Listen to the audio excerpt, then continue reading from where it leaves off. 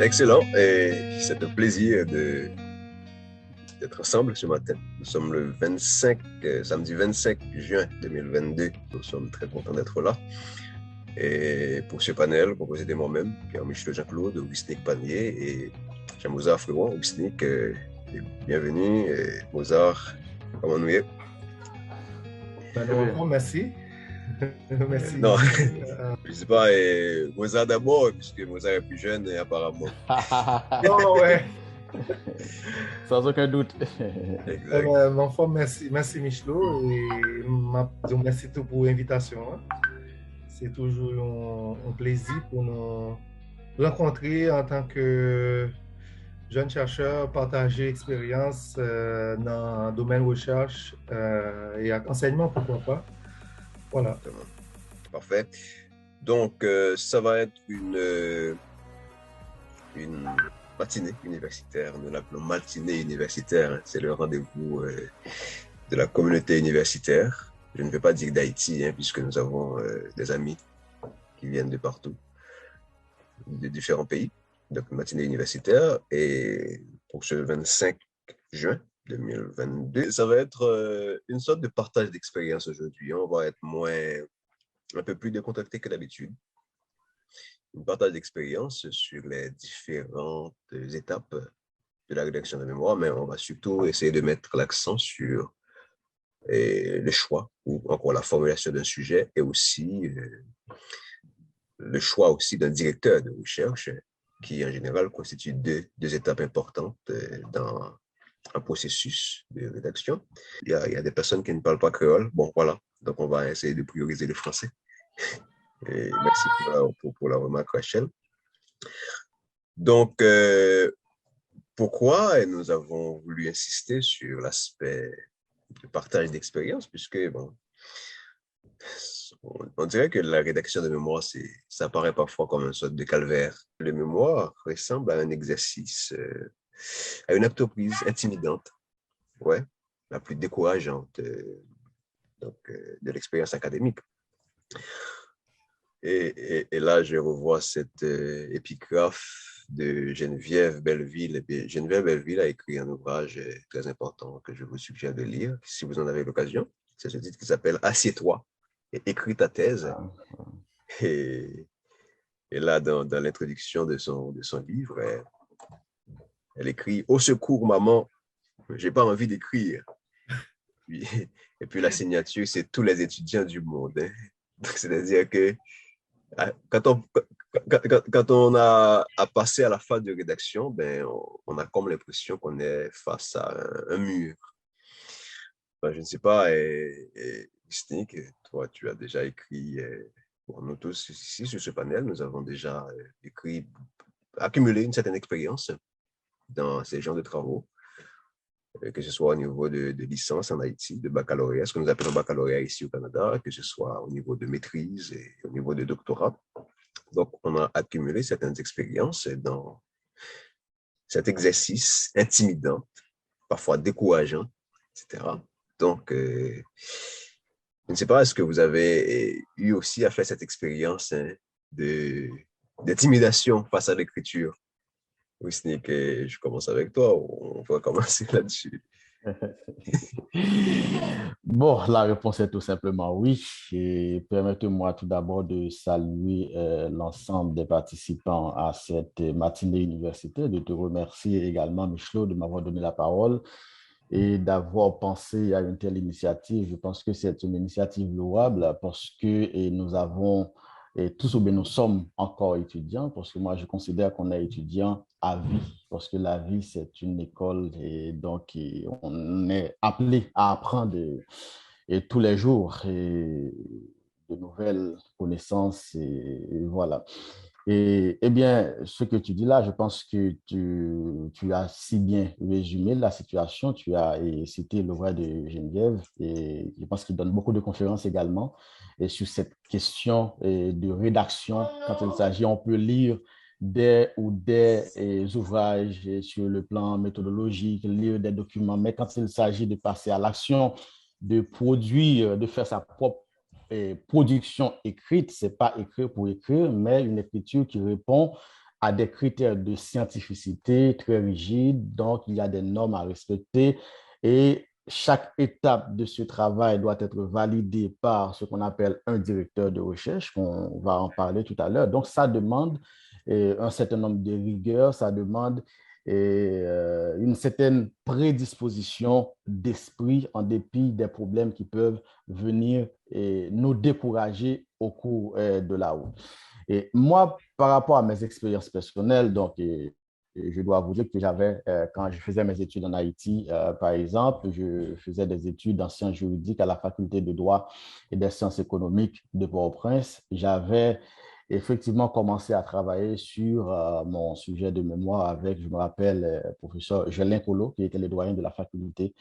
Et le doyen de la faculté, ce n'était pas vraiment facile, mais avant de terminer je peux dire, mon mémoire, j'avais trouvé une admission pour faire un Master 1 en France et en droit public. Alors, quand on dit un Master 1, parce que dans l'ancien système, on parlait après sa licence, on parlait de DEA ou DESS dans l'ancien système. Peut-être que vous vous en souvenez, Michel. Bien sûr, bien sûr. DEA, c'était le diplôme d'études spécialisées. Non, DEA, c'était le diplôme d'études approfondies. Et qui devait conduire à une thèse de doctorat. Parce que quelqu'un qui fait un DEA, c'est quelqu'un qui veut continuer dans la recherche, faire une thèse à l'avenir. Mais le DESS, le diplôme d'études supérieures et spécialisées, c'est pour les gens qui voulaient aller directement sur le terrain et le marché du travail sans avoir l'envie de faire une thèse de doctorat. Après, je crois que la licence, en France, c'est 3 ans. Je crois, c'est 3 ans. Donc, quand on fait 4 ans d'études en Haïti, et donc, la première année est censée considérer comme un Master 1. On fait un Master sur 2 ans, Master 1, Master 2. Et le plus souvent, les gens qui viennent d'Haïti, de l'Université d'État d'Haïti, par exemple, on les accepte directement au Master 2 parce qu'on considère que 4 années d'études correspondent déjà à un bac plus 1, bac plus 4, si je peux le dire. Donc, avec la réforme LMD, en France, on appelle licence, master et doctorat, on voulait harmoniser les diplômes sur le plan européen. Donc, on parle de master au lieu de parler de DEA, DSS. Mais au Québec, on voit qu'on garde toujours cette appellation de maîtrise après le baccalauréat. Après le baccalauréat. Ce que nous appelons licence en Haïti. Oui, ce que nous appelons licence en Haïti. Donc, voilà, mais j'avoue que c'était pas facile. Bon, peut-être pour ne pas aller dans tous les sens, peut-être qu'on devait, bon, je vais laisser Michelot diriger le débat pour ne pas aller dans tous les sens. Mais quand même, tu l'as si bien résumé, passer à l'action, il y a ce qu'on appelle le syndrome de la page blanche. On a tous connu, vécu cette expérience. Vous êtes devant votre ordinateur, ou du moins, bon, ceux qui n'ont pas d'ordinateur, devant votre feuille de papier blanche. Vous passez 1 heure, 2 heures, 3 heures, 4 heures, vous regardez la page, reste toujours blanche. On n'a rien à écrire.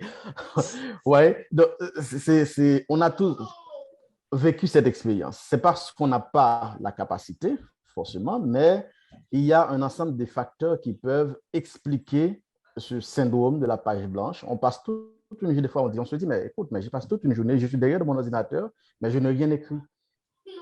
Qu'est-ce qui se passe? Est-ce que c'est parce que je suis nul? Parce que des fois, on va se remettre en question.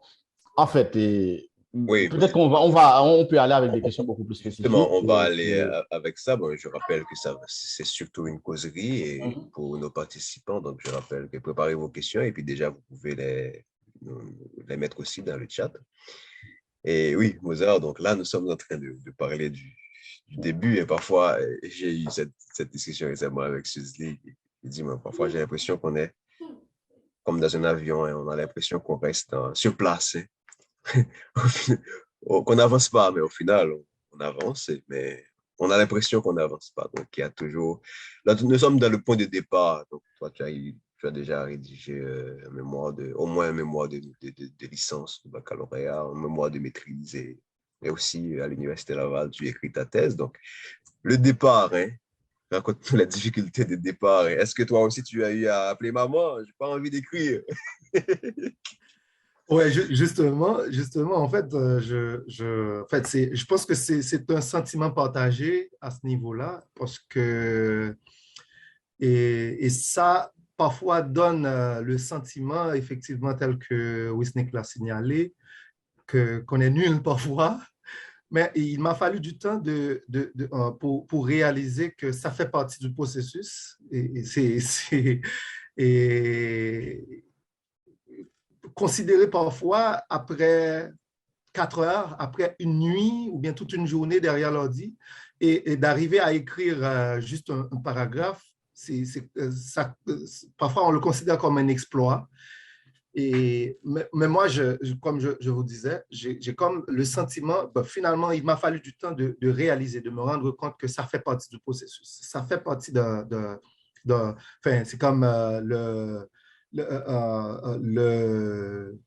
on a commencé quelque part, on doit se rendre à un point, et donc, le syndrome de la page blanche fait partie du processus. Donc, c'est le cas pour, par exemple, j'ai commencé avec ma rédaction de mémoire de licence en Haïti, enfin, tel qu'on l'a appelé en Haïti, tel qu'on l'appelle en Haïti, et de baccalauréat et ici. À l'Université d'État d'Haïti, moi, j'ai choisi une thématique qui n'a pas trop été abordée en Haïti. Enfin, j'ai choisi de travailler sur l'éducation muséale. Et au bout d'un moment, je me suis trouvé devant la difficulté de trouver non seulement la documentation, mais également l'inspiration. Et ça, c'était ma grande difficulté. Et j'ai dû à ce moment-là me verser dans des lectures de cas d'études étrangers, de recherche étrangère pour pouvoir me ressourcer. Mais au bout d'un moment, j'ai comme réalisé que ça ne m'a pas trop aidé, parce que normalement, je m'attendais à trouver quelque chose dans mon environnement qui puisse me booster quelque part. Il m'a fallu vraiment des heures, pour ne pas dire des semaines de lecture, pour retrouver ma motivation, mon cap pour pouvoir avancer. Donc, alors, parfois, c'est l'une des situations auxquelles on fait face. Parfois, il y a des gens qui estiment que c'est bénéfique de travailler sur un sujet assez nouveau, en raison du fait que ça va procurer le sentiment d'être, disons, singulier dans tel ou tel domaine, ou bien dans tel champ de réflexion. Mais aussi, parfois, ça amène son lot de tracas aussi. Et le lot de tracas auquel Wisnik a fait mention, donc le syndrome de la page blanche en particulier. Donc, à la maîtrise, j'ai continué à travailler sur le même domaine. Enfin, j'ai travaillé sur, comment dire, avec une autre perspective, avec un autre point de vue. À ce moment-là, j'ai travaillé sur l'évaluation muséale. Ça a été aussi, disons, un champ qui n'a pas trop été exploré en Haïti, mais j'ai eu la chance de croiser des professionnels au Canada, parce qu'en fait, mes études ont été un petit peu croisées entre l'Université d'État d'Haïti et l'Université Laval, où j'ai eu à réaliser un stage au laboratoire de muséologie et d'ingénierie de la culture, l'AMIC, à l'Université Laval, mais aussi au Musée de la Civilisation, ce qui m'a permis de croiser, de rencontrer des gens qui ont eu des formations, qui travaillent dans le domaine de l'évaluation muséale. Ça m'a ouvert un petit peu la voie sur ce que je devais voir, ce que je devais pas, ce que je devais savoir, ce que je devais, enfin, ce que je devais faire, Améliorer, ce que je ne devais pas faire. Ouais. Voilà. Donc, ça s'est rendu un petit peu plus facile, plus fluide que par rapport à la maîtrise. Mais, Non, mais bien sûr, parce que de l'expérience accumulée du baccalauréat à la maîtrise, au fur et à mesure, on commence à être plus habile. Exactement, exactement. Yeah. Également, au niveau de la documentation, c'était beaucoup plus facile pour moi, et également de trouver des gens à qui discuter sur la façon d'aborder tel ou tel aspect de mon travail. Donc, je pense que ça, c'est toujours important de veiller aux sources pour la réalisation des travaux de recherche. Ouais, c'est voilà. pourquoi. Ah, OK. Oui, vas-y, donc, Nick, oui. Non, c'est pourquoi je voulais mentionner pour les étudiants qui auront à faire des choix. C'est important, tout d'abord, quand on choisit un sujet, de choisir un sujet qui nous passionne, Oui, un sujet qui... nous allons parler du choix du sujet. Bon, OK, bon, peut-être que... bon, Non, mais pour te laisser continuer rapidement, une petite synthèse rapidement sur les différentes interventions qu'on vient d'avoir. Bon, premièrement, les premiers pas sont très difficiles. Donc, il y a beaucoup d'étudiants à qui je parle qui me disent, mais finalement, je ne sais pas par où commencer. Et donc, c'est pour dire que si nous tenons compte de ces différentes interventions, c'est pour dire que, attention, ce n'est pas votre cas unique. C'est le cas de tout le monde, toute personne qui entreprend un travail de recherche. Et même quelqu'un qui a déjà fait une thèse de doctorat, donc quand on va entamer un nouveau projet de recherche, donc on peut avoir du mal à savoir par où exactement. commencer. C'est ça. Donc, pour vous qui avez un projet de recherche, qui avez un mémoire à rédiger, mais écoutez, vous ne voyez pas par où passer. Donc, finalement, ça peut vous donner l'envie de décourager, de dire, bon, ouais, je ne suis pas à la hauteur. Maintenant, écoutez, les personnes qui ont réussi à faire le mémoire, que ce soit au niveau de l'histoire, dans les différents cycles, ils ont tous passé par là. Donc, ce qui leur a permis d'avancer, c'est ce choix et de persévérer, d'avancer malgré tout. Hein. C'est ça. Et donc, il y a aussi cette question de procrastination, c'est-à-dire, bon, je ne vais pas dire procrastination, mais je préfère parler de perfectionnisme. Des gens qui souhaitent avoir quelque chose de parfait au départ. Et non, un travail de recherche ne peut pas être parfait au départ. Un sujet que vous formulez, une phrase que vous écrivez, bon, pas seulement dans la rédaction scientifique, je pense que c'est même le cas aussi dans d'autres types de rédaction. Je me souviens de cette intervention de Daniela Ferrière qui a dit, moi, quand je rédige un livre, les 25 ou 50 premières pages ne me serviront à rien. Ce sont des choses que je vais jeter à la poubelle. Donc, les textes de qualité commencent à partir peut-être d'un certain niveau. Donc, pour vous dire que l'important, c'est de vous lancer. Hein, de vous lancer. Nous allons parler du syndrome de la page blanche. On ne sait pas par où aller, mais écoutez, au départ, on n'a pas créé quelque chose de parfait. Donc, l'important, c'est d'avoir quelque chose à partir duquel on peut avancer. Donc, lancez-vous. Et surtout, j'aime souvent le répéter, c'est que qui peut le plus, peut le moins. Donc, un mémoire, généralement, c'est un texte de 70 pages environ, et peut-être plus. Donc, qui peut le plus, peut le moins. C'est-à-dire que si vous avez le projet de rédiger dans 1 an, 2 ans, un mémoire de 70 pages, ben, écoutez, la question, est-ce que vous avez déjà rédigé un texte d'1 page ou de 2 pages? Ben, écoutez, c'est la pratique. Hein. Est-ce que vous avez une pratique de lecture? Parce qu'il n'y a pas de rédaction. Les écrivains sont d'abord des grands lecteurs. Hein. Donc, et il faut lire. Et puis, il ne faut pas oublier, écoutez, ça demande de la motivation. Est-ce que vous êtes capable de mettre de l'ordre dans vos idées? Est-ce que vous êtes capable d'organiser votre documentation? Il y a beaucoup de questions à laquelle il faut penser. Et là, je peux peut-être les écrire dans notre rendu. Est-ce que vous serez en mesure, par exemple, durant les 6 prochains mois, de consacrer l'essentiel de votre travail de recherche à ça? Parce que un mémoire, c'est avant tout, ça demande du temps. Donc, serez-vous en mesure de consacrer du temps pendant les 6 prochains mois à ce travail? Est-ce que vous êtes capable de faire le point sur le sujet que vous avez choisi? Est-ce que vous avez suffisamment de volonté et de ténacité pour surmonter une succession de difficultés et de contrariétés? Parce que vous allez en trouver. Difficultés, contrariétés. Est-ce que vous avez assez de ténacité pour avancer malgré tout? Est-ce que, vous voyez, donc c'est autant de questions au départ auxquelles il faut penser.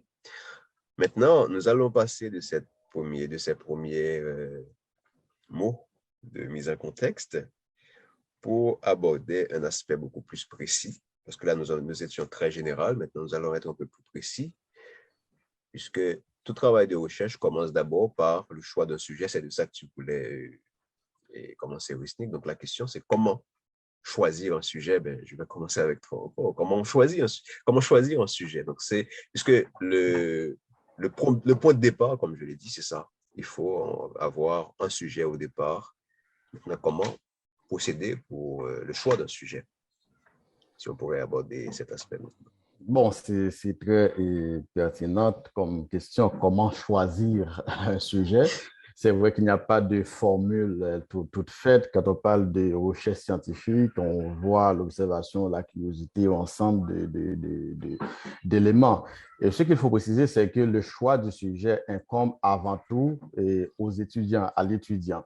Il faut préciser, c'est vrai que dans certains laboratoires de recherche, je crois que c'est le cas à l'Université Laval, dans quelques laboratoires de recherche, dépendamment du domaine également, il y a des sujets ou des thématiques qui sont déjà prédéfinis par le laboratoire. C'est comme un ensemble de sujets qui s'inscrivent dans la continuité des travaux déjà réalisés. Un étudiant peut venir regarder dans la liste des thématiques ou bien des sujets déjà prédéfinis et choisir un sujet qui répond peut-être en partie ou en tout à ses préoccupations et de recherche. Donc, ce sont des sujets qui sont suggérés par le laboratoire, ou du moins certains professeurs qui travaillent déjà sur des thématiques qu'on peut retrouver dans les laboratoires. Et donc, un étudiant peut aller choisir parmi ces thématiques le sujet qui l'intéresse. Donc, dans ce cas, l'étudiant n'est pas, je dirais, totalement libre de son choix parce que donc, il va choisir un sujet qui a été déjà prédéfini par une équipe de travail. Bon, il y avait un bruit. Mais en général, c'est l'étudiant qui propose son sujet de recherche à son directeur. Un étudiant qui veut faire une maîtrise ou un doctorat, donc, a déjà certaines idées en tête, a déjà observé certaines choses dans son environnement immédiat, a déjà identifié peut-être un problème ou du moins s'est déjà posé certaines questions sur quelque chose qui se passe dans son environnement, donc pour lequel cet étudiant cherche à apporter une solution ou du moins à trouver une explication. Donc, là, ce n'est pas aussi facile. Pour quelqu'un, par exemple, qui est déjà un professionnel, parce que le plus souvent, il y a beaucoup de gens qui réalisent une maîtrise. Ce sont des gens qui ont déjà 10, 15 années d'expérience, mais qui sont revenus aux études. Vous comprenez? Qui sont revenus aux études, mais qui ont déjà une expérience professionnelle. Donc, dans leur pratique professionnelle, ces étudiants-là, ou bien ces personnes-là, peut-être, ont déjà identifié certains problèmes. Et donc, l'idée de faire peut-être la maîtrise ou le doctorat, c'est pour essayer d'expliquer ou du moins comprendre ou bien proposer des solutions par rapport à ce problème-là.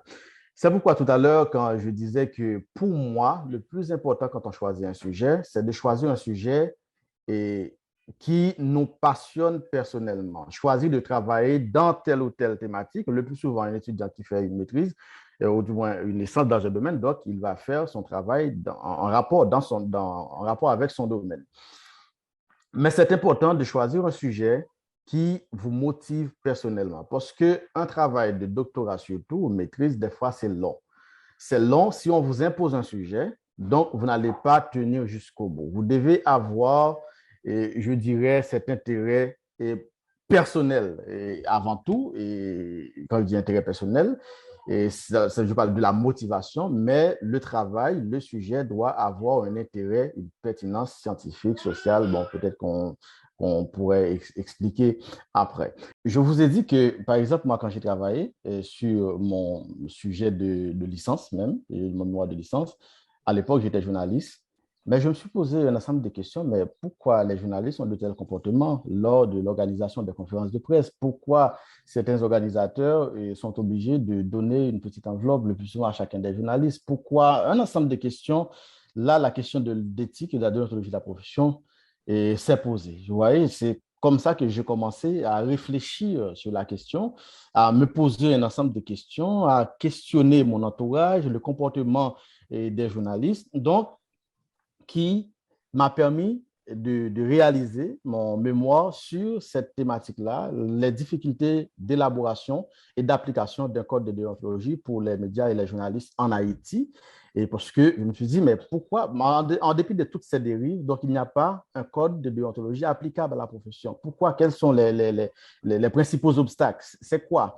Donc là, qui va vous amener à un ensemble de considérations. Une fois qu'il a parlé de la question de, par exemple, je crois que c'est Mozart qui a évoqué la question de, quand on travaille sur une thématique en Haïti, et beaucoup d'entre vous vont se retrouver à cette difficulté-là. Donc, vous travaillez sur un sujet, quand vous regardez qu'est-ce qui a été déjà dit sur le sujet et en Haïti, donc vous ne trouvez presque rien. Parce que pour faire un travail de recherche, et des fois, il faut partir, en fait, il faut commencer à partir de ce qu'on sait déjà. On ne peut pas réinventer là-haut, c'est pourquoi il faut faire tout un travail de récension des écrits pour regarder qu'est-ce qui a été dit sur le sujet, et parce que l'essentiel, la problématique, le problème, c'est qu'il y a, montrer qu'il y a un écart entre ce qu'on sait et ce qu'on devait savoir. Donc là, vous devez apporter, et moi également, j'ai trouvé ce problème-là en Haïti quand je regardais qu'est-ce qui a été dit sur la déontologie des médias haïtiens. Il y a des travaux de recherche qui ont été réalisés en Haïti, mais c'est presque quasiment rien. Il n'y a aucune personne qui a déjà réfléchi sur cette question. Donc là, vous vous trouvez face à un problème. Mais comme je faisais une étude comparative entre le cas haïtien et le cas français, mais quand on regarde du côté français, on va voir tout un ensemble de sociologues des médias, comme des gens comme Cyril Lemieux, Jean-Marie Charon, Denis Rouelan, Géraldine Mulman, tout un ensemble, chaque année, qui produisent un ensemble de travaux de recherche sur les relations entre le journaliste et le public, les relations entre les sources d'information et les médias. Donc, tout un ensemble de travaux de recherche, les sociologues, les économistes qui travaillent sur la question et le parallélisme en politique, ou du moins la politisation des médias. Il y a tout un ensemble de travaux de recherche qui sont réalisés du côté de la France. Bon, étant donné que quand on fait un travail de recherche, il faut l'inscrire dans une problématique générale de recherche. Comme l'a si bien expliqué, c'est vrai que tu n'a pas d'études, mais vous regardez qu'est-ce qui a été fait et dans d'autres pays. Il y a d'autres cas, il y a d'autres pays il y a des études de cas qui ont été faits. Donc, il faut regarder comment cette question a été traitée dans la littérature. Et puis, dans le cas d'Haïti, comment prendre en considération les spécificités haïtiennes dans le cadre de ce travail de recherche. Donc, c'est tout un travail de va-et-vient, aller-retour quand on fait le travail en fait, le choix du sujet. Donc, tout d'abord, on peut regarder à travers les lectures, voir est-ce qu'il y a un vide, il y a une question pour laquelle il n'y a pas encore de réponse, mais également vos observations personnelles dans votre milieu de travail, ou du moins, donc ça peut vous aider à vraiment choisir un sujet qui a une pertinence scientifique, sociale, et qui répond à certains critères et d'un bon sujet. Donc, peut-être que je vais revenir sur la question, permettez-moi peut-être de laisser le soin aux autres de dire quelques mots sur le sujet. Voilà. Oui, là, j'ai noté l'aspect en rapport avec la motivation personnelle. Et j'ai là sous les yeux ce livre de Michel Bou, L'art de la thèse, et que je partage. Je partage une page de ce livre. C'est la page 26, où effectivement, il pose la question du choix d'un sujet, ouais. Et la question que j'ai trouvé pertinente à partager brièvement, je ne vais pas rester avec le partage d'écran. Ouais.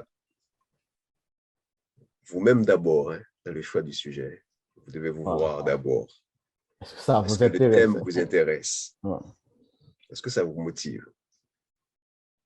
Est-ce que vous avez des choses à dire sur ce sujet? Par exemple, toi, tu faisais du journalisme, donc j'avais des choses à dire par rapport à donc c'est la question de l'expérience. Est-ce que vous vous sentez prêt à y travailler pendant plusieurs années? Je l'ai noté parce que c'est pas quelque chose qu'on va faire pendant une semaine et puis c'est bon. Non. Et un mémoire de licence, ça peut prendre 1 an, 6 mois, 1 an. Maîtrise, ça peut prendre des années. Donc, au doctorat, on ne sait pas quand on finira. Donc, on sait quand on commence, on ne sait pas quand ça prendra fin. Donc, est-ce que vous êtes prêt à y travailler pendant des mois, des années? Ouais. Donc, c'est comme le mariage que vous allez faire. Hein. Est-ce que vous êtes prêt à embrasser ce thème pendant des années? Quant au directeur de recherche, nous allons en parler. Est-ce que ce sujet s'inscrit dans ses préoccupations, dans sa sphère de recherche de l'équipe? Très souvent, nous avons l'habitude de choisir n'importe qui pour notre directeur de recherche. Mais on va revenir sur cet aspect. Et Mozart l'a évoqué tout à l'heure dans ce choix, quand il avait dans cette difficulté à trouver de la documentation, l'état de la recherche. Vraiment, est-ce que ce n'est pas un sujet qui est déjà trop étudié? Bon, il y a plus de pertinence d'innovation à faire par rapport à ce sujet, mais ça peut arriver aussi qu'il est impossible à être traité parce qu'il y a une absence de matériaux d'information. Les documents ne sont pas accessibles. Matière inexistence, nous allons en parler peut-être plus loin par rapport à la question de faisabilité. Est-ce qu'il y a un débat important sur lequel vous pouvez apporter de nouveaux éclairages? Est-ce qu'il y a un champ nouveau qui mérite d'être étudié? Autant de questions à se poser quand il s'agit de choisir un sujet de recherche. Est-ce que vos perspectives, là, il écrit thèse, mais c'est valable aussi pour la maîtrise ou la licence. Est-ce que ça servira à vos projets professionnels surtout? Donc, dans le choix d'un sujet, Mozart, et la parole va être à toi par rapport à tout ça, il y a des questions à se poser et comment, je ne sais pas, procéder de manière plus efficace pour un bon départ, puisque c'est la première chose à faire dans le projet. Donc, oui, Mozart, je te laisse. Oui, merci, Michelot. En fait, moi, je pense qu'il y a toujours, en fait, basé sur mes expériences, mais aussi dans mes travaux avec des étudiants que j'ai eu à suivre, je recommande toujours 4 éléments à prendre en considération dans le choix d'un sujet. Et ces 4 éléments, en fait, je les classe comme, par exemple, comme critères, comme des critères à prendre en considération. Premièrement, je recommande toujours aux étudiants de veiller à ce que le critère de la clarté soit mis en évidence dans le sujet qu'il ou elle aura à choisir. La clarté, la faisabilité, la précision, la concision. Pourquoi ces 4 éléments? Pourquoi ces 4 éléments, pardon? Et en fait, si je me mets à revenir sur le texte que tu viens de poster là, et de partager en Michelot, il y a le dernier point, il prend en considération des thèmes. Il prend en considération des thèmes tels que la mondialisation, le dialogue nord-sud, les pays pétroliers, par exemple, le cuivre dans le monde, la crise de la démocratie, le syndicalisme aujourd'hui. Donc, prenons ces thèmes. Donc, OK, tu décides de travailler sur la mondialisation. Donc, ça ne me dit rien encore. Ça ne me dit absolument rien que tu décides de travailler sur la mondialisation. C'est quoi qui t'intéresse comme élément dans cette thématique, en fait, à partir de ce thème? Mais la deuxième chose que tu dois te demander en tant qu'étudiant, est-ce que le sujet que tu choisis à partir du moment où la clarté est définie, est-ce que le sujet que tu choisis, est-ce que c'est faisable? La faisabilité peut prendre en considération, premièrement, la question de la documentation, enfin, les sources écrites. Ça peut prendre en considération aussi l'accessibilité des informations. Par exemple, si je dois rencontrer des gens, est-ce que les gens seront ouverts à discuter avec moi ou bien avoir un entretien avec moi? Ben, je peux je peux avoir établi tout un plan de travail, la méthodologie, tout et tout, le cadre théorique, alors que quand j'arrive au point où je dois entamer des entretiens avec des personnes ou passer un questionnaire, ben, je n'ai pas accès à ce terrain. Là, c'est un problème. Donc, je pense que il est important de définir au préalable la faisabilité de cette thématique. Enfin, quand je parle de la faisabilité, je prends deux exemples, mais il y a plusieurs autres exemples qu'on peut prendre comme éléments qui fassent partie de la faisabilité.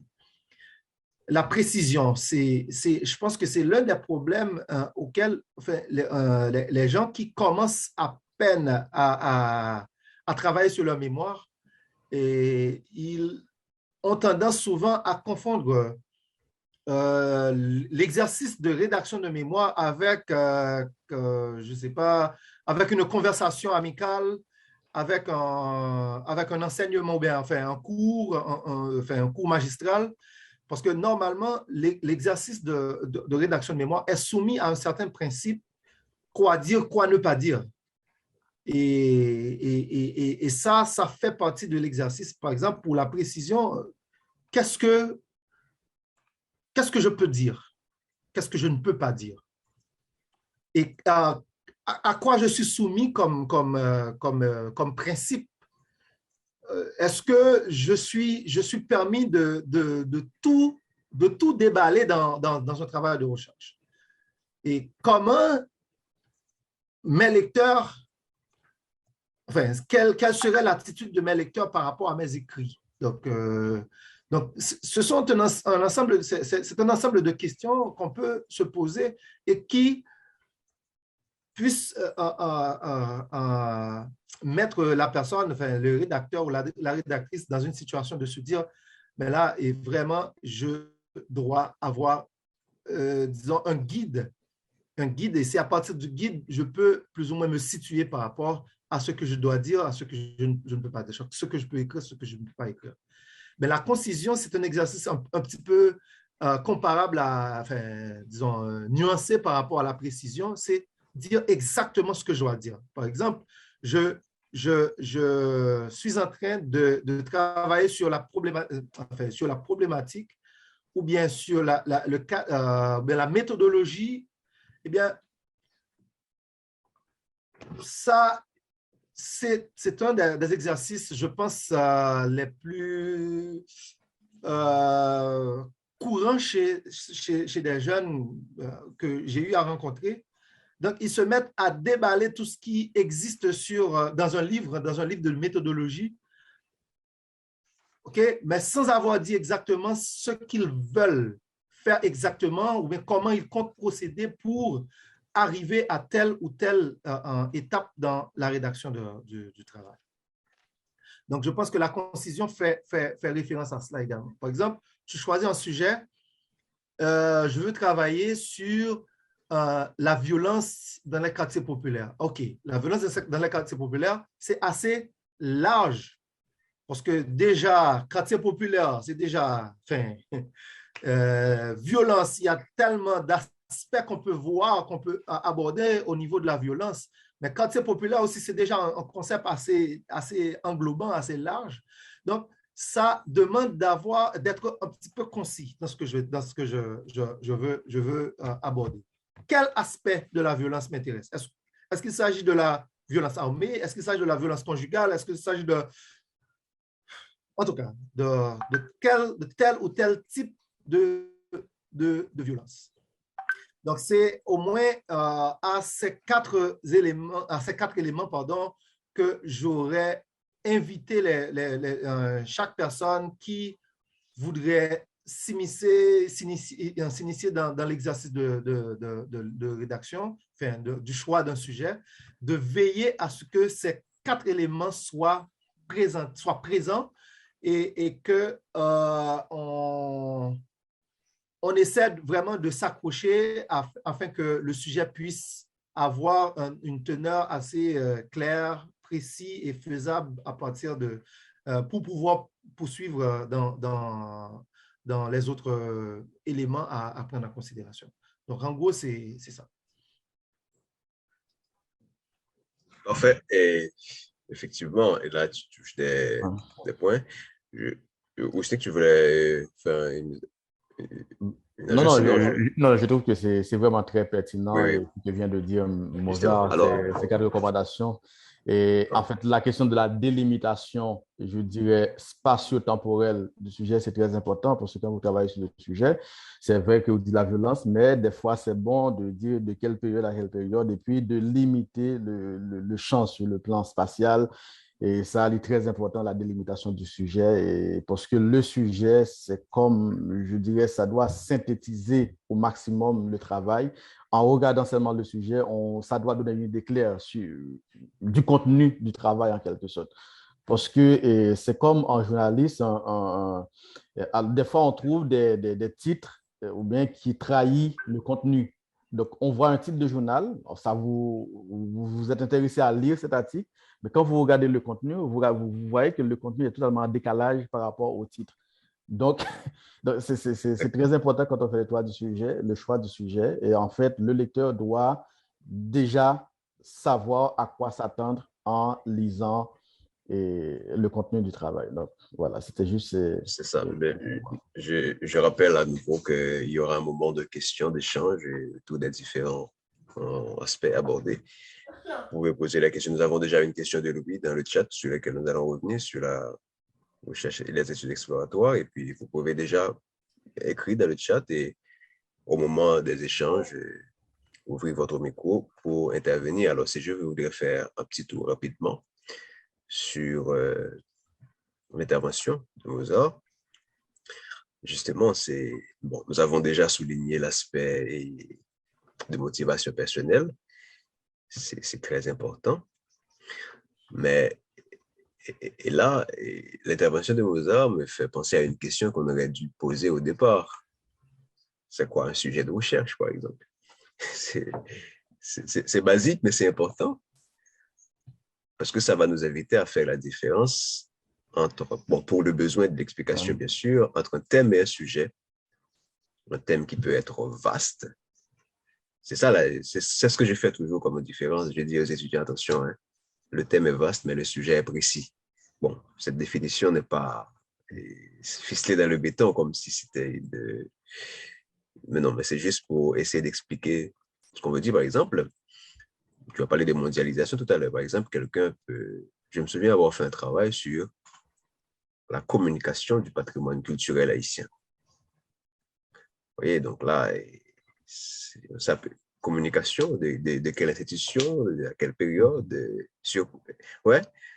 Donc, ça pourrait être la communication que font les paysans qui travaillent comme guides à la citadelle Lafayette. Ça peut être aussi la communication, les actions de communication que fait l'ISPAN, le ministère du Tourisme. Ça pourrait être aussi les actions de communication entreprises par la mairie de Sodo, par exemple. Vous voyez? Donc, quand on dit la communication du patrimoine culturel, donc on peut, à partir de ce thème, formuler une multitude de sujets. À un moment, et il faut s'arrêter pour choisir un aspect précis de la réalité, ouais, en rapport avec ce thème qui vous intéresse. Vous pouvez toujours vous intéresser à la mondialisation, ouais, c'est pas mal, mais à un moment, il faut préciser, il faut choisir déterminer l'aspect précis de la réalité sur laquelle on veut travailler. Par exemple, à partir de ce thème que j'ai eu, par exemple, la communication du patrimoine culturel haïtien, c'est le thème, mais j'ai dégagé un sujet, c'est une analyse des pratiques communicationnelles de l'ISPAN. Automatiquement, là, je mets tout de côté. De l'ISPAN, là encore, ce n'est pas les pratiques communicationnelles de l'ISPAN en général, mais dans le cadre de ces activités visant à valoriser le patrimoine culturel haïtien. Donc, tout ce que fait l'ISPAN avec d'autres objectifs qui n'ont pas rapport avec le patrimoine, ça ne m'intéresse pas. Je m'intéresse. Ce que fait le ministère du Tourisme ne m'intéresse pas. Ce que fait telle mairie par rapport au patrimoine ne m'intéresse pas. Je m'intéresse aux actions de communication de l'ISPAN, mais pas à toutes ces actions de communication. Si l'ISPAN fait... Non, je m'intéresse à ce qu'il fait par rapport à la valorisation du patrimoine, et ceci dans une période donnée. Ouais, Je me dis, attention, je me situe entre 2010 et 2020. Donc, ce qui se faisait avant 2010 ne m'intéresse pas. Ce qui se fait après, ne me posez pas de questions là-dessus. C'est pas ce qui m'intéressait. Donc, voilà. Donc, c'est cette différence, hein, la première chose qui est très importante par rapport à l'intervention de Mozart, c'est la capacité de nommer brièvement et précisément ce sur quoi vous voulez travailler. Ben, je pense que c'est la première question à laquelle un étudiant qui écrit un mémoire ou une thèse devrait être en mesure de répondre. Sur quoi vous voulez travailler? Et c'est la première question à laquelle il faut pouvoir répondre. Et quand on va choisir un directeur de recherche aussi, c'est la première question qu'il devrait vous poser. Mais sur quoi vous voulez travailler? Mais cette question, c'est de dire, attention, voici donc l'aspect de la réalité qui m'intéresse. Parce que nous sommes dans la science, donc on étudie des phénomènes. Donc, c'est ça. Donc, le conseil qu'on pourrait donner ici, c'est par exemple, penser aux différents phénomènes qui pourraient vous intéresser par rapport à votre domaine d'études. Parce que bon, ça peut être quelque chose qui vous intrigue, que vous aimeriez comprendre. Je ne sais pas, ça peut venir aussi des idées inspirées de vos expériences personnelles, de vos lectures intérieures, des choses que vous observez, mais observez. Vous voyez, donc, c'est ça. Et puis, Mozart a aussi noté la question de faisabilité. C'est effectivement important parce que il faut se poser certaines questions. Le temps, par exemple, parce que vous avez les ressources nécessaires en termes de temps, la disponibilité, les ressources matérielles également, parce que c'est pas pour vous décourager, mais un travail de recherche, ça prend de l'énergie, mais des ressources matérielles, que ce soit en termes d'argent, mais aussi l'accès, par exemple, à la documentation. C'est très important. Et de nos jours, avoir un bon ordinateur, je ne dirais pas c'est indispensable, mais c'est très important à pouvoir, parce que, bon, surtout en Haïti, nous avons un problème de bibliothèque, mais avec l'essor du web, où l'on peut trouver de multitudes, mais vraiment un nombre incalculable de documents et des revues scientifiques, etc. Et donc, avoir un ordinateur, être capable de se connecter à Internet, c'est très important. Et il y a aussi des logiciels de nos jours qui permettent de... Il y a toute une littératie numérique qu'on pourrait mobiliser dans le cadre de la rédaction de travail de recherche. Donc, il faut se poser cette question. Est-ce que vous avez accès, comment comptez-vous trouver les ressources matérielles et même financières, parce que, bon, dépendamment du type de recherche que vous avez à faire, si vous avez à vous déplacer pour aller sur le terrain, écoutez, ça va prendre des ressources financières. Et à un certain moment, faire un travail de recherche, c'est pas uniquement rester à la bibliothèque et lire, non. À un certain moment, il faut se rendre sur le terrain. Bon, le terrain peut être dans le sens et connotatif, figuré si vous voulez. Ça peut être un terrain, si vous analysez des documents, peut-être ça peut être chez vous, vous continuez votre travail chez vous. Si vous avez à observer les sites web, etc., et pas la peine de vous déplacer, mais si votre méthode de recherche implique des observations sur le terrain, par exemple, si vous avez été à Port-au-Prince, c'est que vous avez à interviewer des gens dans le Nord, à visiter des sites, je ne sais pas. Il faut penser aux ressources matérielles que vous allez mobiliser pour ça, sinon vous ne pouvez pas faire le travail. Donc, ce que je vous dis, c'est qu'il ne suffit pas d'avoir un sujet intéressant et motivant.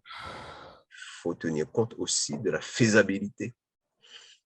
Et il y a un livre célèbre, hein, bon, je dis célèbre, une façon de parler, de Maurice Engels, Initiation pratique à la méthodologie des sciences humaines, où il a écrit qu'on aura beau avoir le sujet le plus intéressant, le plus important, mais il restera sans valeur si les conditions de réalisation de la recherche la rendent impraticable. Donc, avant de vous lancer à fond dans votre travail de recherche, il faut penser aux conditions de réussite, accessibilité des sources, temps disponible, disponibilité des ressources matérielles et financières, etc., etc. Je sais que ça peut être un défi pour beaucoup d'étudiants. C'est pas pour vous décourager, mais c'est important. C'est des conseils qu'on aimerait avoir lorsque nous faisions notre travail au départ, parce que ça peut arriver que vous commencez un travail pendant plusieurs mois et que vous êtes obligé de l'abandonner. Parce que c'est après avoir investi du temps, de l'énergie, qu'on se rend compte que c'est pas faisable. C'est important, pertinent, mais pas faisable. Donc, l'aspect faisabilité est très important. Donc, le sujet de recherche, formuler un sujet de recherche, pour résumer cette partie, c'est nommer brièvement ce sur quoi on veut travailler. Donc, éviter les sujets, disons même si vous avez, pour le besoin de la cause, j'ai établi une différence entre thème et sujet. Pour dire, attention, quelque chose peut être deux thèmes clés et très vaste, ne vous permettra pas de faire une recherche. Par exemple, je travaille sur le développement durable. Donc, oui, bon, d'accord. Mais il faut préciser, hein, parce que il faut avoir un aspect précis. Bon, je ne sais pas, une petite... je note aussi que dans le chat, j'ai mis un formulaire qui vous permettra de nous faire des commentaires, des suggestions, et vous pouvez les remplir immédiatement. Je vois qu'il y a des personnes qui l'ont déjà rempli. C'est ça. Je ne sais pas, Moza ou Snick, si on pourrait ajouter quelques éléments sur cet aspect, le choix du sujet, mais sinon, on pourrait parler du choix du directeur, parce qu'après avoir formulé son sujet, il faut obligatoirement avoir un directeur de recherche. Donc, je ne sais pas si on n'a pas un élément à ajouter sur cet aspect. Peut-être juste un seul mot pour dire qu'on doit garder à l'esprit le choix. Et quand on choisit un sujet au départ, ça ne veut pas dire qu'on va arriver jusqu'au bout avec ce sujet. Exactement. Ce sujet ça va être étonnant de voir que vous avez choisi un sujet au départ, mais à la fin, ça n'a aucun rapport avec ce que vous avez choisi au départ parce qu'au fur et à mesure, vous allez être appelé à spécifier, à préciser, comme disait Jean Charles, à fermer des portes pour affiner votre sujet jusqu'au bout, parce que vous aurez à avoir une question de recherche qui va venir préciser, je peux dire, l'essentiel de votre sujet de recherche. Donc, c'est pour vous dire que quand vous faites un choix au départ, donc c'est juste pour vous aider à aller de l'avant, mais ça ne va pas rester jusqu'au bout. Donc, vous allez devoir modifier, changer en fonction de ce que vous aurez trouvé pendant vos lectures, pendant vos discussions avec votre directeur, avec votre entourage. Donc, ça est appelé à évoluer tout au long de votre travail. Effectivement, parce que, bon, là, je peux prendre mon cas, bon, c'est les cas pour nous tous aussi, mais je regarde le projet de recherche que j'ai soumis à l'Université Laval lors de mon admission, ce que j'ai eu comme sujet aujourd'hui. Quand je regarde encore sur ce que je travaille, ben, hier encore, j'ai pris le temps de relire le projet que j'ai soumis. Il n'y a aucun rapport avec ce que j'ai soumis. Ouais. Donc, c'est pour vous dire que le sujet que vous formulez au départ, c'est provisoire. Hein. Voilà. Parce que, bon, pourquoi? Parce que, écoutez, à partir du moment que ça peut arriver que vous formulez un sujet, vous pensez, mais finalement, c'est le sujet du siècle. Hein, ah oui! Mais peut-être que vous pensez que c'est peut-être moi qui va écrire pour la première fois sur cette question. Mais n'oubliez pas qu'une fois que vous formulez le sujet, la première étape, c'est de commencer, après avoir trouvé le directeur de recherche, même avant. Avant même. C'est de vous documenter. Et en lisant, vous allez vous rendre compte que, mais finalement, ce que j'ai compris, ce n'était pas exactement ça. Il y a tellement de choses que j'ai négligées, mais ce que je pensais au départ, ce n'est pas ça. Donc, le sujet, c'est comme un être vivant, hein, ça évolue. Hein. Donc, ce que vous avez au départ, c'est un enfant qui vient de naître. Mais quand il aura 10 ans, 20 ans, ce ne sera plus la même personne. Donc, au fur et à mesure que ça évolue, ça change et ça peut devenir totalement différent de ce que vous avez eu au départ.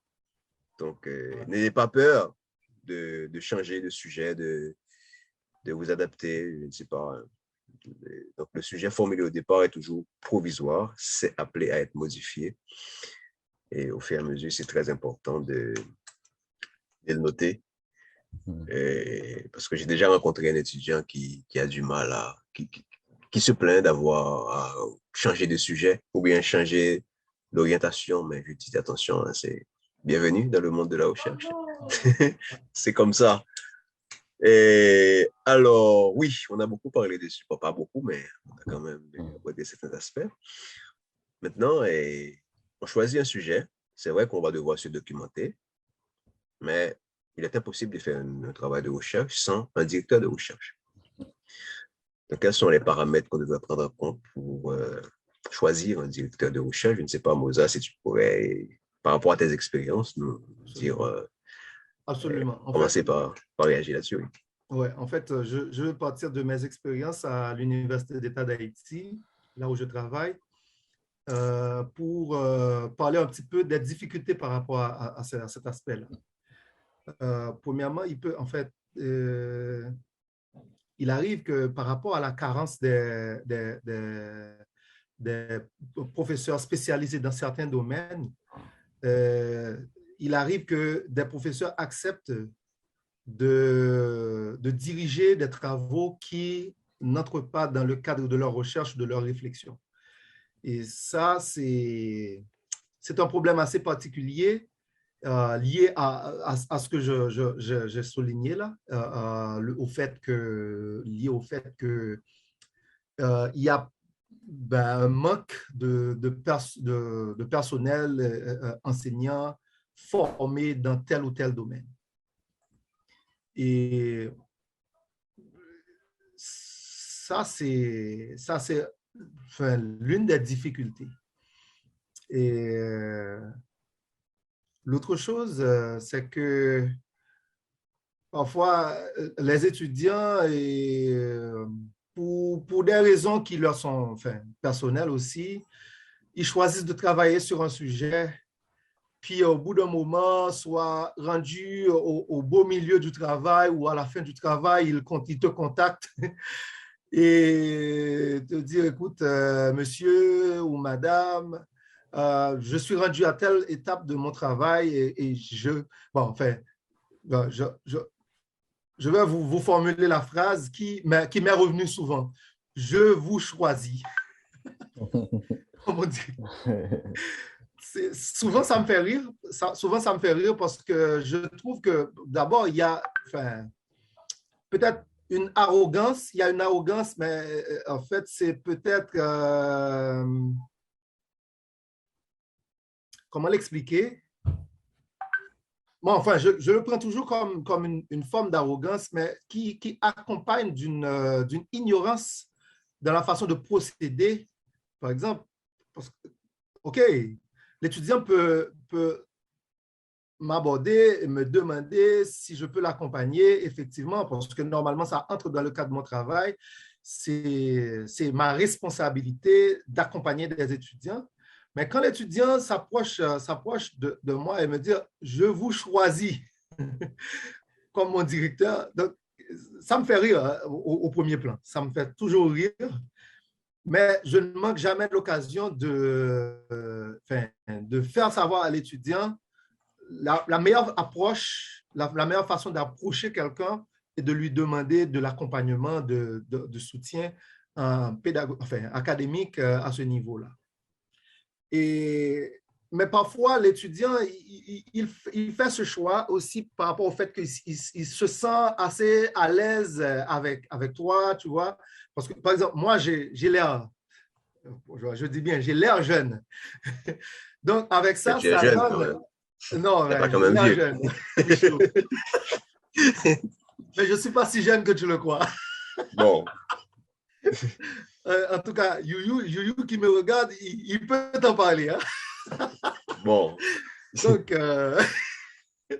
Donc, en fait, mais c'est parfois le sentiment que l'étudiant il éprouve, de se sentir assez à l'aise avec quelqu'un qui se trouve dans sa catégorie d'âge, idéalement, ou bien dans sa génération, donc il sent que le courant passe plus facilement avec telle ou telle personne que par rapport à avec d'autres personnes. Et ça arrive dans les cas où l'étudiant ou l'étudiante quitte la personne qui est la mieux qualifiée avec laquelle il pourrait réaliser son travail de recherche, mais d'aborder une autre personne, mais surtout qui est lié avec ce que je viens de mentionner, le fait qu'il se sent plus à l'aise avec cette personne. Et oui, c'est un handicap pour le corps professoral, en quelque sorte, puisque normalement, c'est toujours plus facile, c'est toujours plus simple d'accompagner un étudiant qui travaille dans le domaine dans lequel tu travailles, dans lequel tu réfléchis. Donc ça t'aide aussi quelque part en tant qu'accompagnateur, OK? De trouver quelqu'un qui se trouve dans un champ de réflexion qui s'apparente à tes propres réflexions.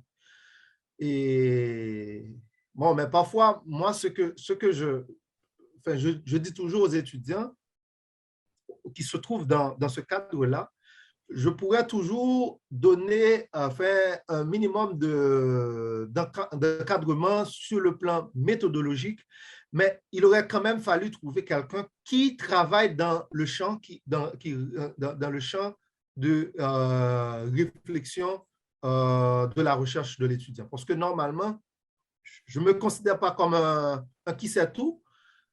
Donc, même par rapport aux auteurs à recommander à l'étudiant, je peux être limité parce que je ne lis pas tous les auteurs, je ne connais pas tout, tu vois, je ne sais pas tout, je ne connais pas tous les auteurs. Donc, c'est déjà quelque chose à laquelle on doit veiller, mais de se dire, OK, je choisis telle ou telle thématique, je choisis tel ou tel sujet pour travailler, mais qui, dans mon entourage académique immédiat, va pouvoir m'accompagner dans ce travail.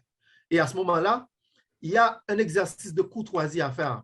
Pas d'écrire à la personne, ou bien soit un courriel, ou bien un texto, ou quelque chose, ou bien le rencontrer dans la cour de la faculté comme ça, et le dire, je vous ai choisi comme mon directeur de recherche.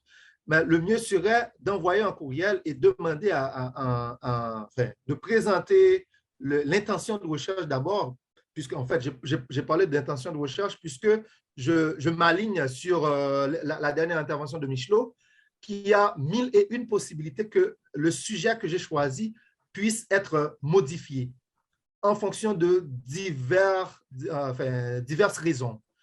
Donc, et à ce moment-là, on peut se présenter l'idée de recherche et même donner un sujet provisoire et qui va être un petit peu plus ou moins être mieux cadré avec, par le directeur s'il accepte, au cas où il accepte de travailler, il a certaines exigences auxquelles il soumet généralement l'étudiant qui, lui, a déjà eu un sujet déjà élaboré, que dans ce cadre-là, à ce niveau-là, que je considérerais comme un sujet provisoire.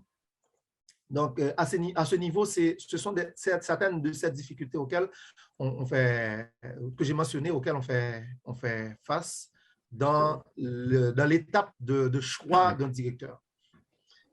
Ouais, Wisnik, donc Moza a touché plusieurs éléments en même temps. Je pense que pratiquement Moza a tout dit.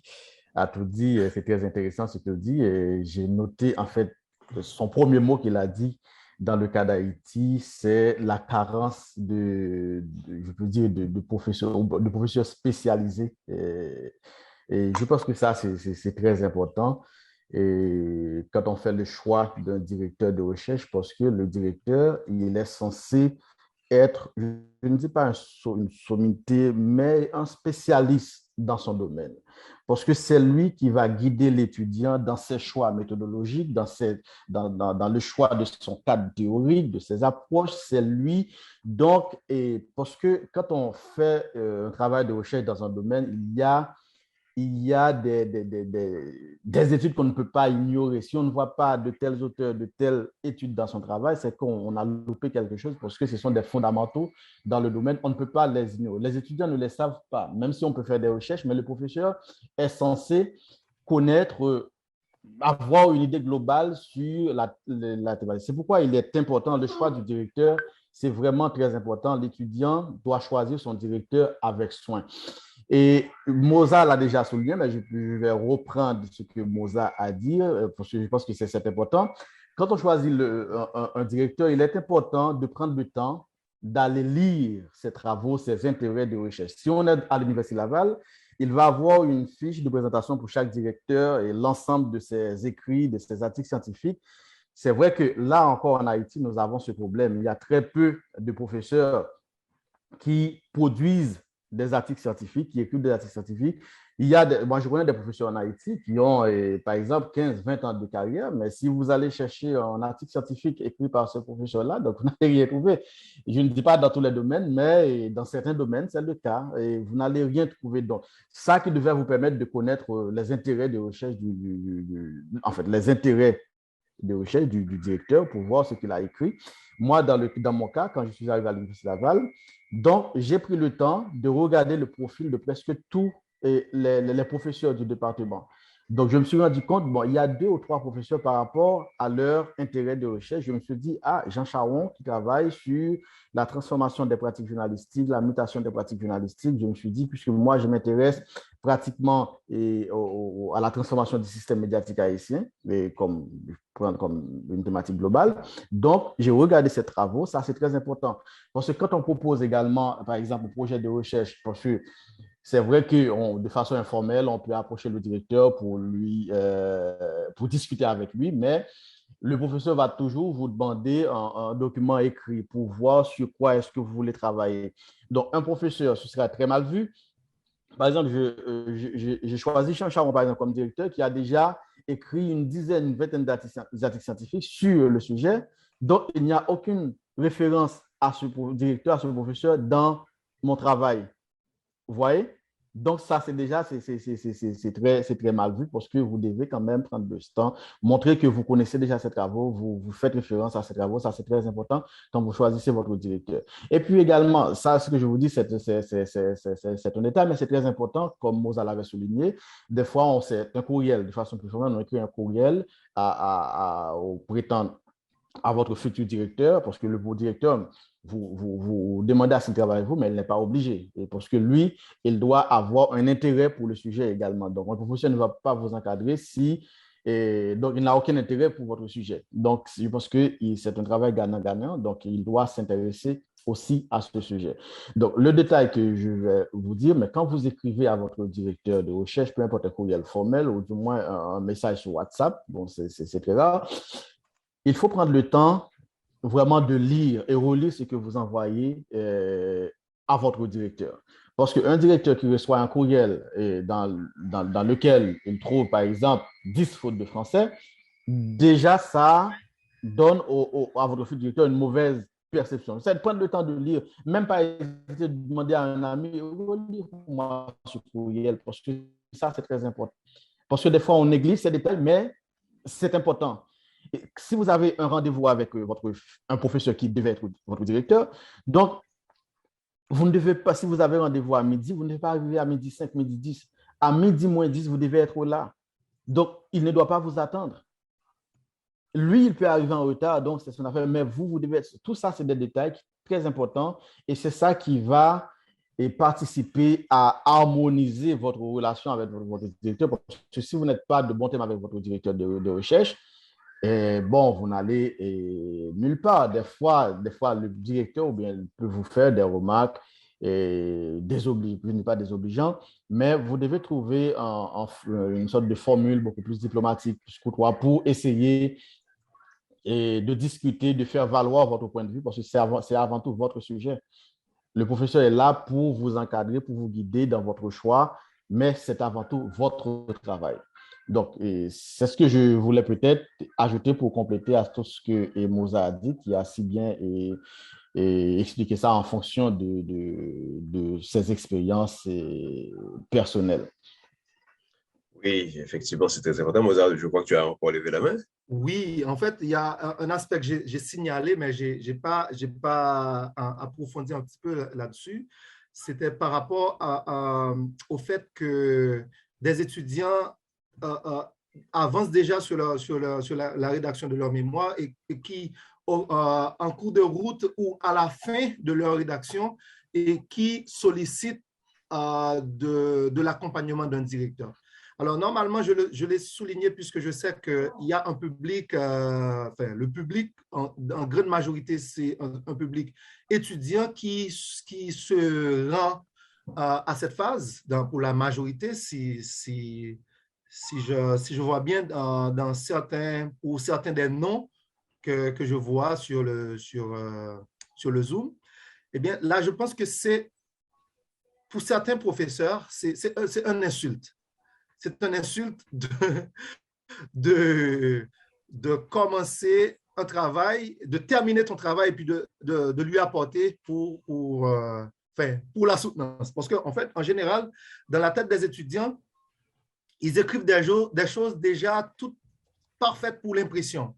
Donc, c'est comme lui demander, lui faire des recommandations du début à la fin de ses travaux risque de porter atteinte à son orgueil, quelque chose du genre. Donc là, moi, je pense que c'est surtout à proscrire dans ce sens-là. Et c'est pour cela que je connais certains professeurs, par exemple, à l'Université d'État d'Haïti, en particulier à la faculté d'ethnologie, je sais qu'ils n'accompagnent jamais des étudiants qui ne travaillent pas dans leur champ. Par exemple, si je prends le cas de Sandy Larose, de professeur Sandy Larose et professeur Lewis Cloméus aussi, généralement, ces deux-là, ils choisissent des étudiants. D'ailleurs, ce n'est pas les étudiants qui les choisissent tels qu'ils le prétendent. C'est eux qui choisissent leurs étudiants. Et je pense que ça rend la tâche plus facile aussi, même pour la relation entre l'étudiant et le professeur et l'accompagnateur, parce que ça permet au moins déjà qu'il y a une connexion préétablie, mais pas de tomber sur quelqu'un que tu n'as peut-être jamais croisé ou que tu as croisé peut-être une fois ou deux dans la cour de la faculté, qui s'approche de toi et qui te demande avec un pile de documents, soit 60, 80, 100 pages de travail et te dit, bon, écoute, j'ai terminé mon travail et j'ai besoin d'un directeur. Donc, à ce niveau-là, ça peut être compris comme une insulte de la part du professeur. Et si le professeur l'accepte malgré tout, eh bien, je pense qu'il y a un effort à faire et d'accepter les règles du jeu à ce niveau-là, les règles du jeu qui va d'un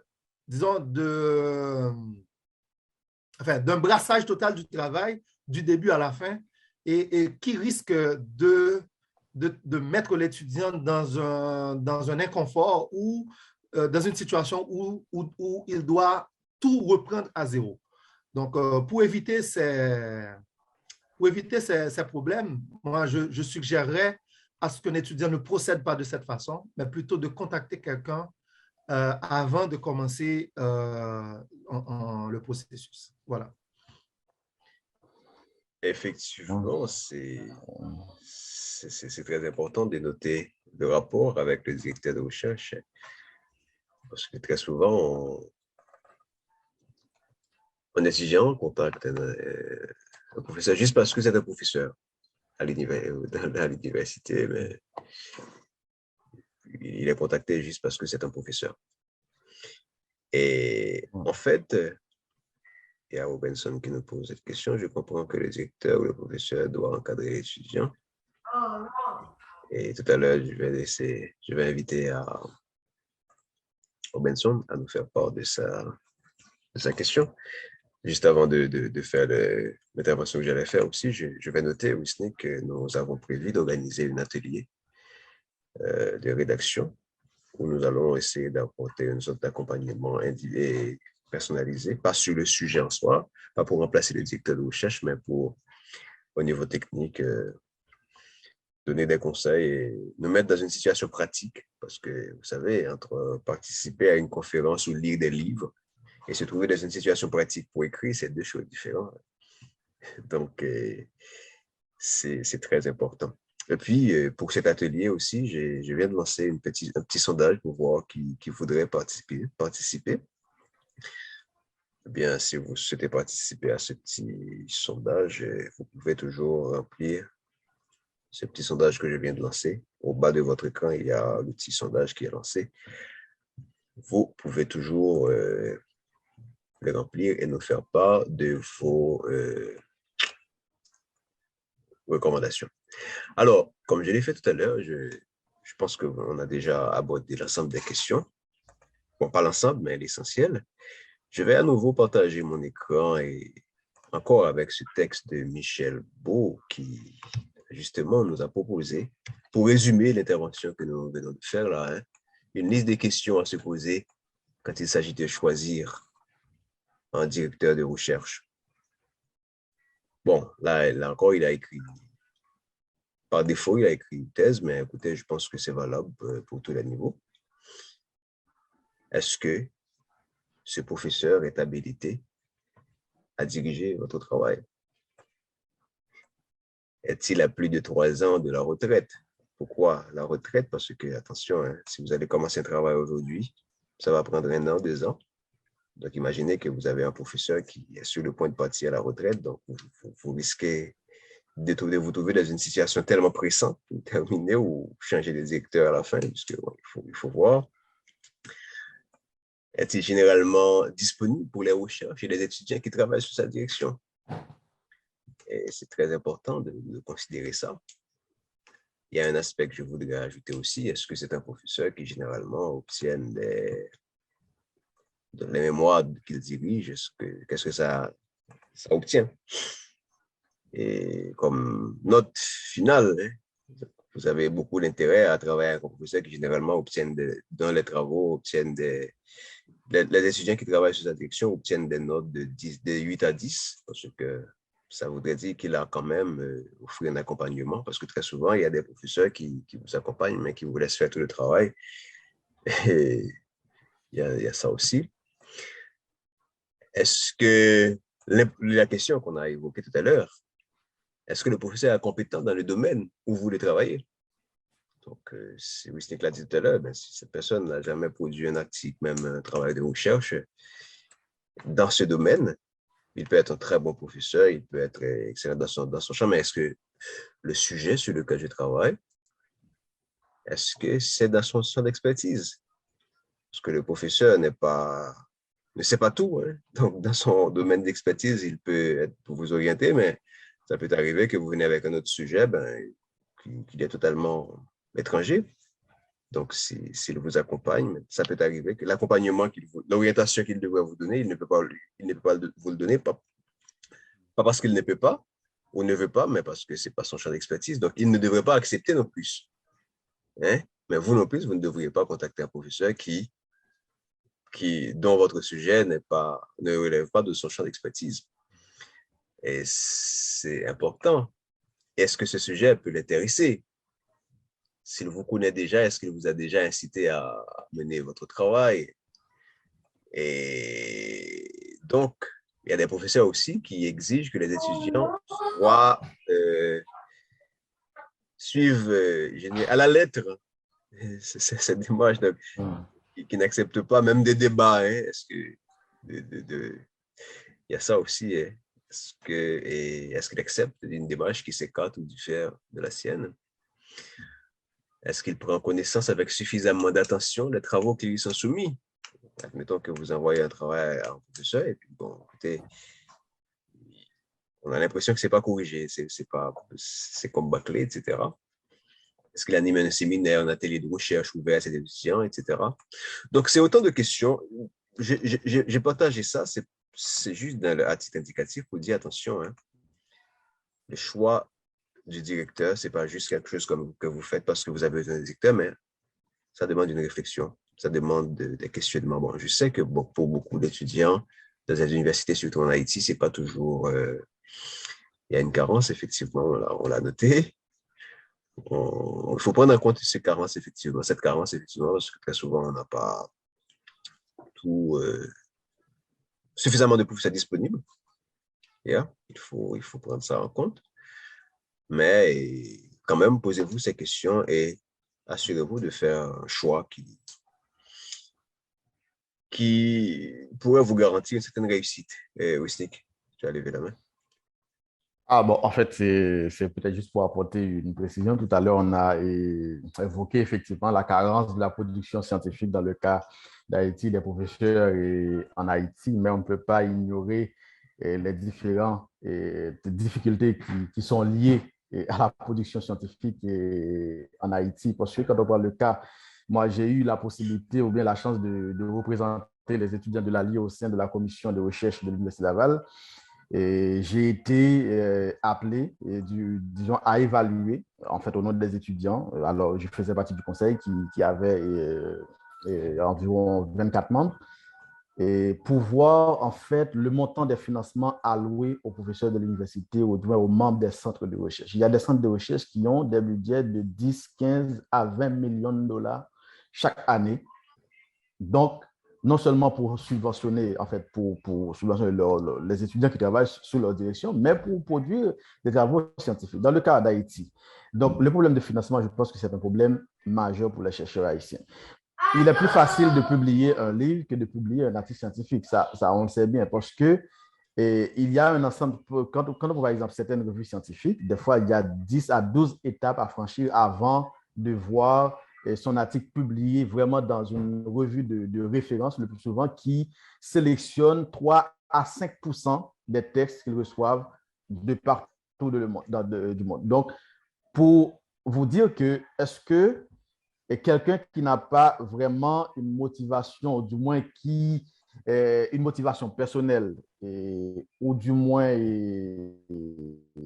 ça s'inscrit dans le cadre de ces produits des articles scientifiques, donc ça peut être difficile parce que ça demande du temps, ça demande de l'argent et ça ne rapporte rien sur le plan économique, si on peut dire. Donc c'est juste cette petite précision que je voulais apporter. Ouais. Et Mozart, tu voulais ajouter un élément, on va le faire immédiatement. Après ça, on va ouvrir les micros pour échanger avec. Nous avons beaucoup parlé, mais ça va être un moment d'échange aussi, oui. Oui, Mozart. D'accord. Oui, en fait, j'ai vu comme une question qui m'est adressée dans le clavardage. Et par rapport à ce que j'avais mentionné, le cas des étudiants qui ne sont pas dans le domaine d'expertise des professeurs. Et en fait, la question par rapport à ça, la personne a demandé quelle est la recette de production dans une telle réalité. Alors, et normalement, bon, moi, s'agissant de ma situation, et il arrive souvent que je me retrouve dans cette situation. Moi, ce que je suggère souvent à l'étudiant, c'est de trouver un co-directeur. Et moi, je peux, à la limite de ma possibilité, donner une contribution sur le plan théorique, je veux dire, sur le plan méthodologique, et également dans la lecture, peut-être pour la syntaxe, tout et tout. Mais je suggère souvent aux étudiants de trouver quelqu'un d'autre, à part moi, pour essayer de voir d'autres aspects du travail par rapport aux limites que moi que j'ai sur la thématique du travail. Bon, ça c'est un peu, enfin, c'est par rapport à mes expériences. Mais alors, j'ai mentionné par rapport avec d'autres professeurs qui, eux, n'acceptent pas puisqu'ils estiment que ça leur fait perdre beaucoup trop de temps. Et effectivement, ils ont raison, puisque normalement, ça met l'accompagnateur dans une situation de nager dans une eau qui n'est pas, enfin, dans une eau avec laquelle il n'est pas habitué. Donc, c'est pas trop une situation, c'est pas trop le confort pour certains professeurs, tu vois. Donc, ça, c'est l'un des conseils que je donne souvent, l'une des suggestions que je donne souvent à mes étudiants. Ben, le problème reste entier par rapport avec le fait de ne pas trouver suffisamment de professeurs tels que Michelot l'a signalé. Mais c'est une situation qui est semblable à l'université, telle que ici à Québec, à l'Université Laval, il arrive qu'il y a des étudiants qui travaillent sous la direction de chercheurs qui ne sont pas dans leur domaine. Mais la chance qu'ils ont, c'est que, premièrement, c'est que l'étudiant au niveau du doctorat, il est rendu à une phase où il est un petit peu plus autonome par rapport à un étudiant en licence ou en maîtrise.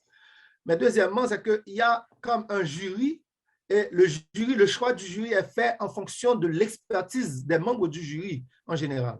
Donc, ce qui permet à ce que quand l'étudiant se trouve, par exemple, dans une situation où il a un directeur qui est limité par rapport à son domaine, donc il a quand même quelqu'un dans le jury qui peut lui ouvrir les yeux, lui faire des commentaires qui vont dans le sens de sa spécialité. Donc ça aide à plus ou moins compenser les vides à ce niveau-là. Donc, moi, je pense que c'est basé sur ça, sur cette expérience de l'Université Laval que moi, je suggère souvent aux étudiants, n'ayant pas, en fait, cette structure-là, d'avoir un jury. Moi, je suggère à côté de cela aux étudiants d'avoir quelqu'un d'autre, OK, qui peut avoir un autre point de vue, OK, d'autres commentaires sur le travail de l'étudiant. Voilà. Alors, permettez-moi, si vous me permettez rapidement, parce que ce que vous dites là, je peux l'illustrer par rapport à mon cas d'étude, par exemple, quand je devais travailler sur le système médiatique haïtien, la transformation du système médiatique haïtien, j'ai analysé les changements dans les relations entre les acteurs du système. Quand on parle des acteurs du système, on voit le public, les sources d'information, les sources de financement, tout ça. Mais quand on parle de public, on ne peut pas ignorer, par exemple, la diaspora, qui fait partie du public haïtien, parce que les médias haïtiens s'adressent aussi aux Haïtiens de la diaspora. Ce n'est pas seulement aux Haïtiens d'Haïti. Donc, les Haïtiens de la diaspora participent de manière directe et instantanée dans les débats publics en Haïti. Donc, quand je devais analyser cet aspect, on est dans des concepts d'espace public, la théorie des systèmes et tout ça, mais je devais utiliser une autre approche qui est le transnationalisme, le transnationalisme, c'est une nouvelle approche dans les études sur la migration internationale, bon, qui a plusieurs dimensions économiques, politiques, sociales, culturelles, etc. Donc, mon directeur de thèse n'avait pas de compétences ne maîtrisait pas cette approche, le transnationalisme. Donc, ce qu'il a fait, il m'avait proposé de contacter un professeur dans un autre département de géographie qui travaille effectivement sur la migration internationale. Donc, pour compenser, je peux dire, cette carence-là, il a reconnu qu'il n'a pas suffisamment de compétences dans cet aspect-là. Donc, c'est pourquoi que j'avais un co-directeur, donc seulement pour cet élément-là. Donc, ce que vous dites là, je pense que c'est pas seulement dans le cas d'Haïti, même à travers les grandes universités, on trouve ça. Donc, quand il y a un vide ou du moins une carence, le professeur a des limites quand même, à ses limites, parce qu'on ne peut pas travailler surtout en même temps, on ne peut pas avoir une connaissance globale. Donc, on a son domaine de spécialité. Donc, des fois, on fait appel à d'autres compétences pour compenser cette carence-là. Je pense que ce que tu donnes là comme conseil, moi, je l'appuie. Et sincèrement, c'est parce que c'est une alternative assez intéressante qui peut aider les étudiants dans leur processus de rédaction de Effectivement. Bon, il y a beaucoup d'autres choses à dire et je vous le concède. Mais essayons de prendre 2 moments maintenant d'un petit... Je ne sais pas ce que vous me recevez. Très bien. Ouais, c'est bon. Oui, donc on va passer un moment d'échange, de discussion. Il y a Youyou, il y a une autre question dans le chat aussi. Youyou, la question est à toi. Juste, il y a des personnes qui n'ont pas pu remplir le sondage. Ah oui, il y a une question de chat, mais d'accord. Mais juste avant, il y a 2 personnes qui n'ont pas pu répondre au sondage que j'ai lancé tout à l'heure. Il y a un nouveau questionnaire, un nouveau sondage de dernier lien envoyé par Suzy Pierre. Vous pouvez le remplir. Et voilà. Donc, on va revenir avec la question de Ansei, Joanne Dumas, pardon, tout à l'heure. Mais juste avant, j'ai déjà laissé la parole à Youyou. Ah oui. Oui, bonjour monsieur. Bon, désolé si vous entendez un peu de bruit autour de moi, c'est que j'étais sur le point de sortir là dans la rue. Je ne voulais pas rater quand même la fin de votre exposé. Alors, je tiens à vous remercier et à vous féliciter vraiment pour cette initiative. Et bon, en fait, vous avez tellement dit de choses intéressantes que je n'ai pas vraiment une question précise. Mais je voulais quand même réagir sur certains points que vous avez touchés, surtout par rapport au choix du directeur ou de la directrice de recherche. Et aussi, il y avait une question assez intéressante aussi qu'est-ce qu'on peut faire si on est étudiant et que on n'a pas encore choisi notre directeur ou directrice de recherche, qu'est-ce qu'on peut faire à l'avance. Et je crois que Mozart a dit des choses vraiment intéressantes par rapport à ça. Et personnellement, j'ai dans mon expérience un point assez intéressant qui m'est arrivé. Je me souviens quand j'étudiais au bac, c'était en Haïti, à l'université, ce qui est recherche en éducation. Et je lui avais demandé, mais où est-ce que vous avez étudié? Il m'a répondu en me disant que, bon, cette question-là, je ne peux pas te répondre. Il faudrait t'adresser au décanat de ta faculté, puisque au décanat, il devrait avoir une fiche signalétique dans laquelle l'étudiant pourrait avoir accès au profil académique du professeur. Et sa réponse m'avait un peu choqué. Et c'est en venant à l'Université de Montréal pour faire ma maîtrise que j'ai compris qu'il avait vraiment raison. Parce qu'en Haïti, effectivement, on n'a pas vraiment de plateforme où on peut consulter le profil académique des enseignants, des professeurs, pour qu'on puisse décider avec qui on veut travailler. Donc, ça, c'est extrêmement intéressant. Il faut, en fonction du champ d'intérêt, du champ d'expertise du professeur, il faudrait avoir cette information-là à l'avance pour savoir avec qui on veut travailler. Aussi, il faut savoir aussi quel type de recherche tu veux mener. Est-ce que c'est une recherche qualitative ou quantitative? Parce qu'il y a des professeurs qui sont spécialisés uniquement en recherche quali, il y en a d'autres qui sont spécialisés uniquement en recherche quantitative. Donc, c'est des choses qui vont influer ton choix en tant que futur étudiant. Et il y a un autre aspect aussi, bon, que vous n'avez pas souligné, c'est que le choix de nos sujets de recherche aussi, ça peut être influencé en fonction du financement ou bien des projets de recherche qui sont en cours dans ta direction de recherche. Parce que moi, personnellement, ça m'est arrivé à la maîtrise, j'ai choisi mon sujet de recherche, mais au doctorat, donc j'ai dû m'intégrer dans un projet de recherche qui était déjà en cours, donc un projet de recherche qui a reçu un financement du gouvernement fédéral. Donc, à ce moment-là, il fallait que mon projet de recherche personnel au doctorat soit cadré avec le projet pour lequel on a reçu ce financement-là. Donc, c'est des choses qui peuvent quand même influencer nos choix.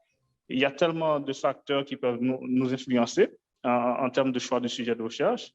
Et enfin, je voudrais réagir sur la question qu'est-ce qu'on peut faire si on n'a pas encore de directeur ou de directrice de recherche.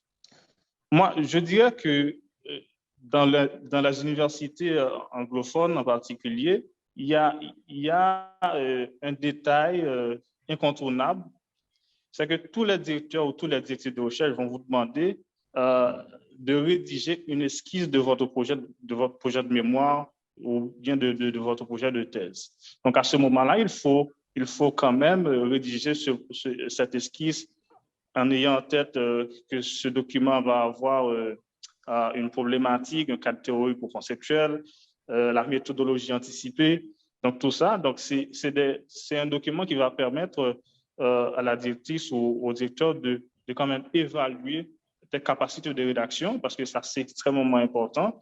Le professeur va s'intéresser à avoir une idée de votre niveau préalable en termes de rédaction des projets de recherche. Donc, je pense que c'est une des choses qu'il faut se mettre en tête, qu'il faut faire à l'avance. Donc, c'est cet élément de réponse-là que je voudrais apporter. Mais comme je vous avais dit, je n'avais pas une question particulière, mais je tiens vraiment à vous féliciter vraiment pour cette initiative qui va vraiment aider les étudiants à avancer.